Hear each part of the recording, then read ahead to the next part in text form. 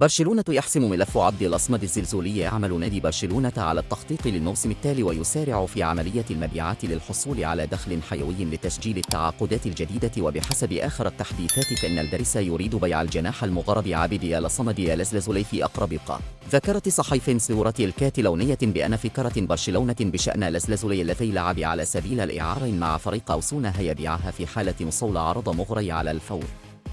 وعبد المصد الزلزولي مع برشلونة قبل عامين مقابل مليون يورو، وكان رهان المدير الرياضي آنذاك رامون بانيس، وقد شارك في فترة وجود المدرب الهولندي رونالد كومان قبل أن يعار هذا الموسم لفريق أوسونا. برشلونة ميل بيع الزلزولي مع خيار إعادة الشراء.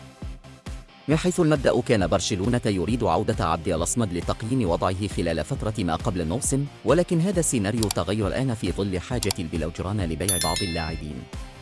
وفي حالة عدم وصول عرض كبير للبيع، فإن عبد الأصمد يعلم بأنه سيكون من الصعب عليه الحصول على دقائق للعب مع الفريق الأول للباريسا، وأن النادي ليس على استعداد لإعارته مرة أخرى، ولذلك يفضل عملية بيعه.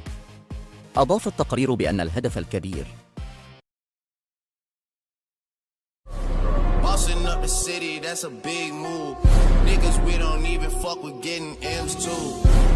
Just know we could cut that off again too. Sparkle up the wrist, now that's a big move. Things going my way, big move. Exotic up the driveway, big move.